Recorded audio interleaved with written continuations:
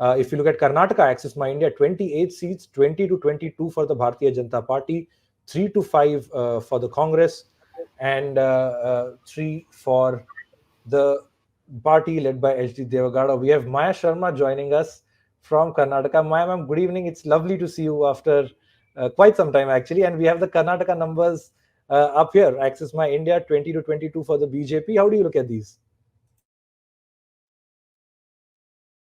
Election.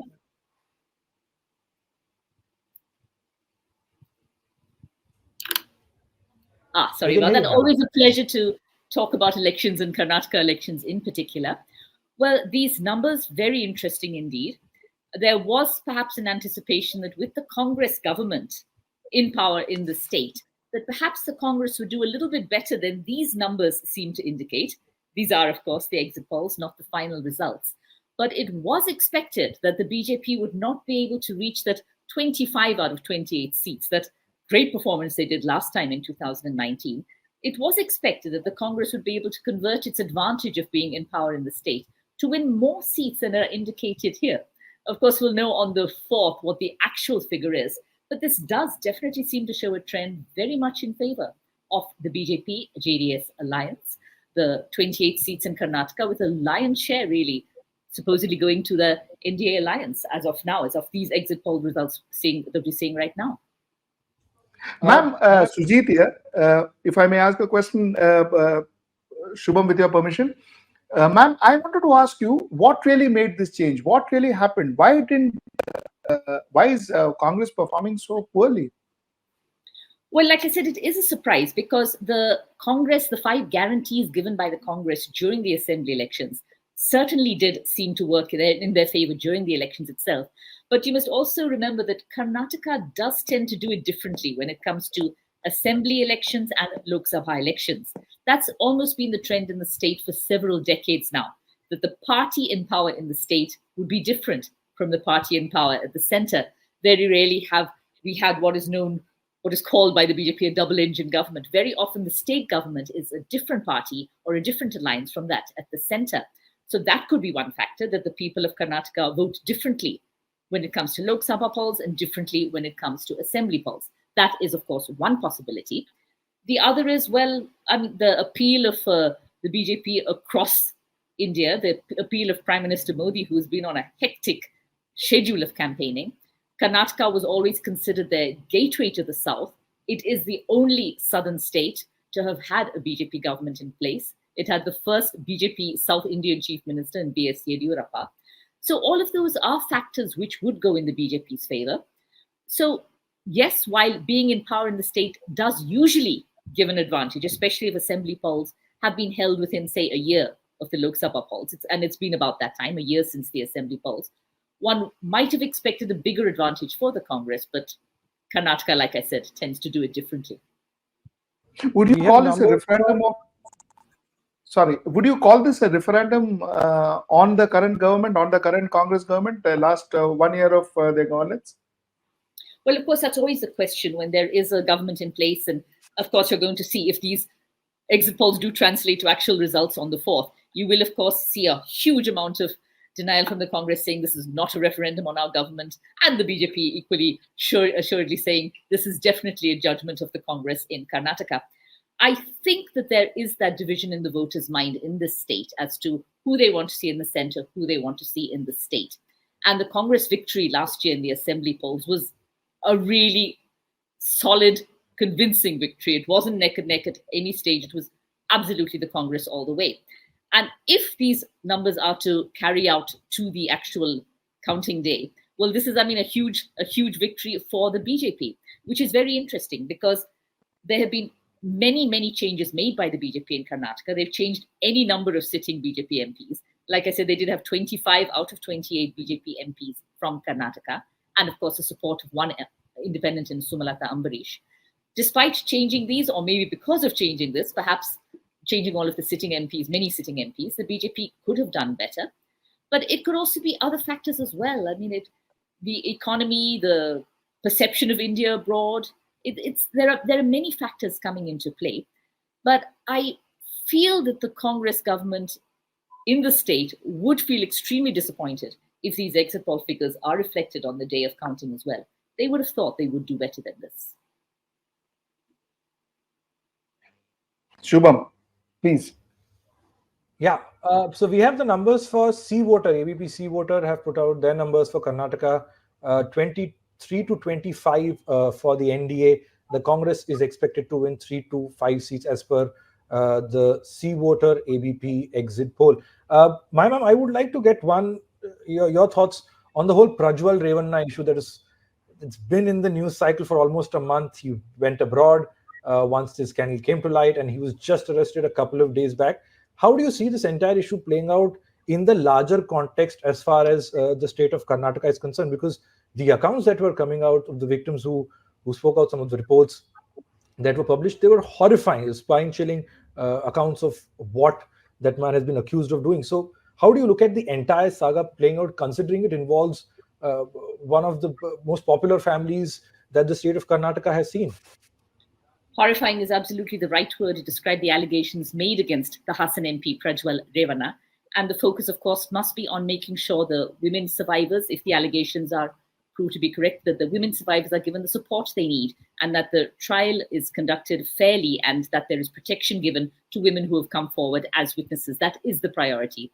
But there is no denying the political fallout also. Interestingly, of course, the allegations became widely known, although these pen drives were allegedly surfacing elsewhere, and although it seems as if many people did in fact know what was going on, it actually became widely public just after the voting finished in Hassan district. In the southern part of the state, the voting had finished by the time this came out. Voting was on April the 27th, and it was on the 27th night that Prajwal, in fact, left to Germany. So it would not have had an impact on the voting itself. The northern part of Karnataka did vote later on in May. And of course, whether the allegations would have had much of an impact there, that is not quite clear, because the Janata Dal Secular, the party to which Prajwal Revanna belongs, his father, his grandfather, the Janata Dal Secular, they are strong in the south, but they were never really big players in the north of the state. And it was the north of the state that was voting later on. But it was definitely used, the terrible allegations were definitely used by the Congress to attack the BJP as well. Because, of course, Prime Minister Modi had come and attended rallies and, in fact, had supported Prajwal Revanna and said, vote for this man. And there are also allegations, it was also being saying that the leadership of all the parties knew about these terrible allegations, that the BJP leadership had been told that these pen drives were in circulation, that these charges were being made, that these terrible sex crimes had actually happened. So it's not as if the parties can all claim innocence. I'm talking about the Congress as well as the BJP and the JDS. So the Congress did use this to attack the Prime Minister and the BJP, saying that you knew about this, you had an inclination about this, and yet you not only supported this candidate, gave him the ticket, but you also campaigned for him actively. So it may have definitely have an impact going ahead on the Janata Dal Secular itself, because it's very much a family party. The grandfather, Deve Gowda, former Prime Minister, his sons, their children, their wives, it's a very much a family-run party. So one is not sure whether the JDS itself can recover from this. But in terms of voting, the voting was done by the time this scandal really came out into the public eye. The allegations of this assault really came out. So in terms of results, it may not have had much of an impact when it comes to Karnataka. How do you see the BJP-JDS partnership playing out?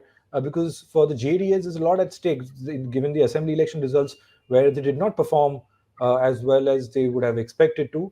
What does it really mean for the NDA at large, having Deve Gowda's party with them, and for a regional party in JDS that's sort of almost struggling for survival as far as their electoral career is concerned, the number of seats they are winning, dwindling election after election? How do you see this overall partnership playing out? Well, of course, the Janata Dal Secular did tie up with the BJP in a bid to stay relevant. Its vote share dropped in the last election to just 10% from 20%. It won only one seat, the Hassan seat of Prajwal Revanna. But then again, the Congress also only won one seat last time round. So, of that of Bengaluru Rural. So, it's a bid by the JDS to stay relevant by hitching its wagon to what it thinks is the victor, the BJP. They think that if they tie up with the BJP, they will have a future. They can continue to exist because they are very much a regional party. And they've not been doing great even in their home state of Karnataka. So they chose to tie up with the BJP in a bid to stay relevant and at the national level, to have a say, to be part of the ruling coalition if the NDA does in fact come back to power for a third straight term.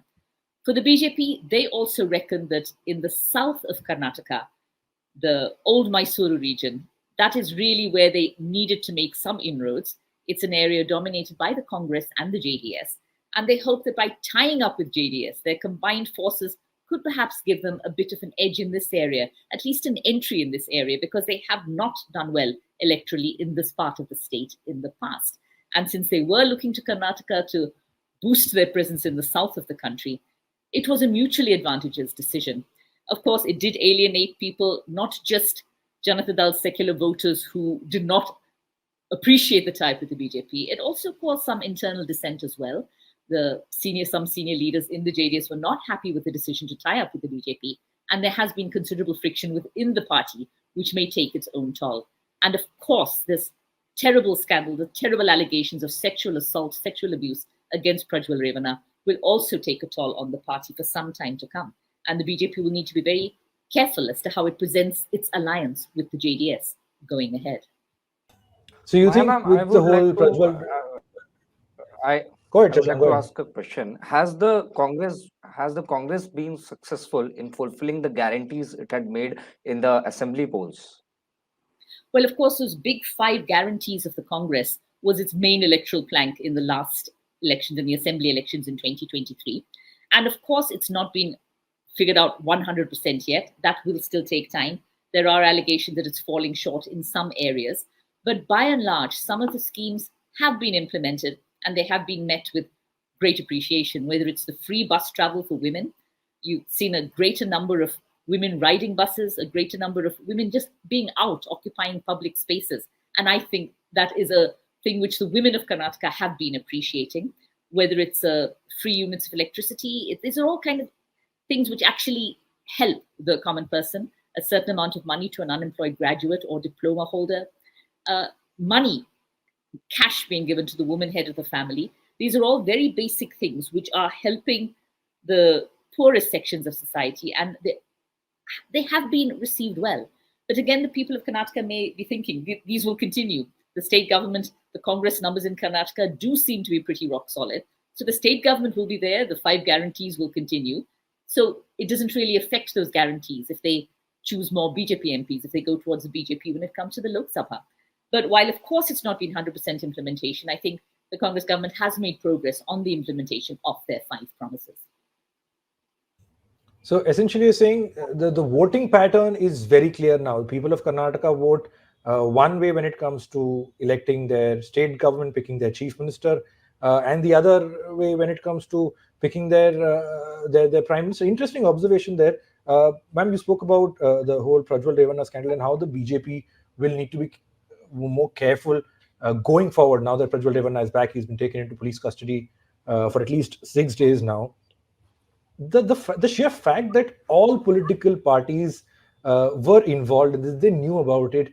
And the reason why I'm coming back to it, of course, we spoke about the exit poll numbers, but the reason why I'm coming back to the whole Prajwal Revanna issue is because of the sheer scale, the accounts, and the fact that deep down all politicians across parties knew about it. What does it is it almost like a new low for the state of Karnataka when you look at the political history that this state has seen over the years? It's a tragedy. It's a tragedy the way this whole terrible case has been dealt with from the start. With hundreds of pen drives reportedly around, so many people seem to know about it.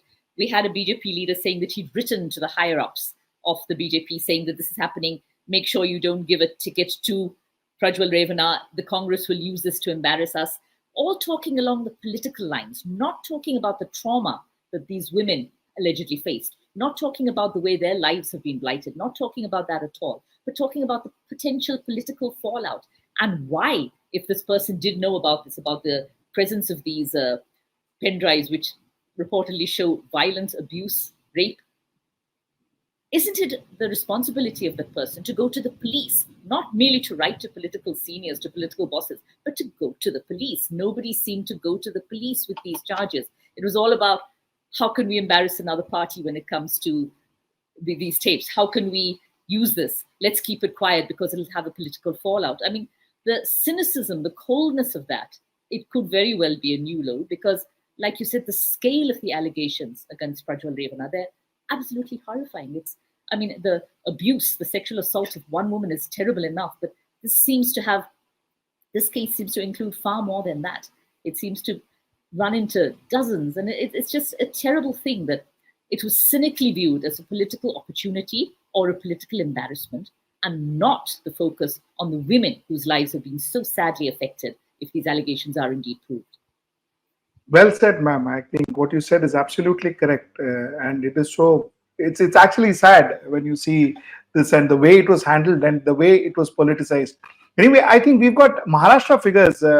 Yes. Yeah. Let's just go to. Before we get to the Maharashtra figures, I would just like to thank Maya ma'am for taking out time, joining us. Always a pleasure speaking with you, Maya ma'am. Thank you so much for joining. An absolute pleasure. Thank you, ma'am. Stay ahead with our cutting-edge news app. Instantly access the latest shorts in just 1 minute and breaking news in just 50 words. Download now for a smarter, faster news experience.